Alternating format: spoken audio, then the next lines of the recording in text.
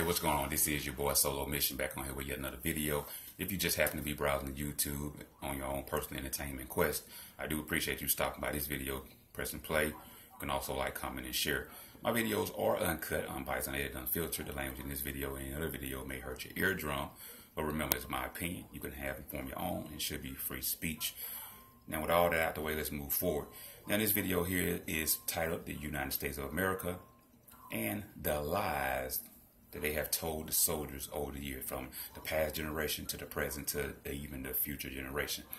Now, I understand that the millennial generation and the generation that's below them coming up may not understand the need to check the United States and hold them accountable for the lies they tell, but they will realize it as they move forward here, hopefully, and start to move in a direction to really hold this country accountable for what they do or don't do. Apologize for the noise as I switch here. But with the baby boomer generation fading and getting older and moving to their sunset years, if you will, and it's time for the present generation to at least have a voice, because it should anger everybody on this planet, no matter what race the soldier is. That's not an issue here. It should anger everybody on this country when you look at the history, if you understand it, and see how they sent those young men, in today's time, the women as well, overseas, barely 17 and a half years old. Innocent soldiers overseas with the promise that the United States is going to look after you when you come back home. The United States, we're going to do whatever you need when you come back home. You're going to be a hero when you come back home. It's what they sold these soldiers to go overseas and fight various wars. Now, of course, when the news outlets was actually showing you what was going on overseas back in the day, before they start doing all this edited stuff that they do now, people back in the day actually seen how the soldiers were getting killed, which put end to certain wars. When the soldiers came back over here, they got spit on, things thrown, rocks, bottles thrown at them, just defamed. How do you feel as a soldier if you go overseas and you promised to get everything you needed when you come back here, just to be spit on? You go over there and you lose a limb, an arm, a leg, and you got to come back and apply for a prosthetic. You go to the VA and you got to sit for months to years before you be seen. As a soldier, when you come back home, you don't give a fuck about no 4th of July. Not because of what it stands for, because of the fireworks and all the damn noise you hear that reminds you of when you was overseas. It can be startling to a soldier. See, we never understand the mental toll that this stuff has on the soldier when you go overseas and fight these wars. This country is so brainwashed that we feel that it's a cakewalk, like walking to the mailbox, just with a gun on your strap. It's just a quick stroll to the mailbox. You just happen to have your the GI Joe uniform on, shall we, and a gun on your. That's how they interpret this shit. It's just that simple, if you will. He got a G.I. Joe uniform on. He's just taking a stroll to the mailbox and back. That's how safe it is when you go overseas and fight, is the brainwash that they give you. That's what I'm talking about, the bullshit. And these soldiers go overseas and they deal with that, and they come back with this post-traumatic stress syndrome and all other ailments mentally and physically for the soldiers that lose a limb or here or there. Come home, can't sleep, can't rest, somewhat on a suicidal watch. And the only thing that this country gives you is a free meal at a restaurant if you come before 5 p.m. $100,000 to your family if you die. A crisp folded flag on your casket if you die overseas. No respect for a soldier when he come back over here because he had to wait for the VA to be seen. But in the United States, an able-bodied woman can sit there and have a couple of kids and the red carpet is rolled out. I would never understand that shit. Never will. Have a couple of kids in the United States of America. You got Section A if you wouldn't stay in the hood or a low-income neighborhood. You got public housing, food stamps or EBT. You got Head Start programs, pre-K for your children. Whatever you need. And if you know how to pimp the system real good, you can get all those entitlements and secretly go get child support from your baby daddies. And live a comfortable ass life in the United States of America just by laying on your back and pimping the damn system. But a soldier going overseas that was promised he or she was going to get everything they needed when they came back don't get shit. A slap in the face when they apply for a job at Walmart just to be a fucking greeter. Welcome to Walmart. Bullshit. I mean, it just angers me though that makes sense. I don't even understand why these soldiers even sign up in today's time or in the future, whenever you watch this video.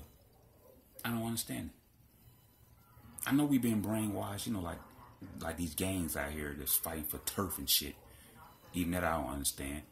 You can't take this land with you, so what the fuck you fighting for it for? Come on, man. Another topic, another video, but let's keep it fucking moving. So the Army, the Navy, the Marines, the Air Force, we all gangs. Going overseas fighting a biblical war because that land order that they fighting for is biblical. It's biblical shit. They've been fighting that biblical war for centuries. But see, the United States, we feel we got to go over there and tell them what to do. Like we a dictatorship like China or North Korea. See, the United States don't need to be a dictatorship because all they have to do is just use the power of just freely brainwashing you to think that you're doing something heroic as giving your life. And your country actually give a fuck about you when you go over there and fight. The people over here don't give a shit about these soldiers when they fight. All they care about is what they're going to do the next weekend when they get paid. When the 4th of July come around or Memorial Day, it's barbecue grills, ribs, beer, and sports. It's crazy. It just angers me, man, that these soldiers come back over here with all their limbs missing. But they went over there with everything they had intact, and they come back over here in a wheelchair. Just to be picked on or looked down on. I don't even understand why they sign up for that shit. Time shit. What I do predict in the future though, this country will have the weakest ass army on the damn planet. I guarantee you that shit.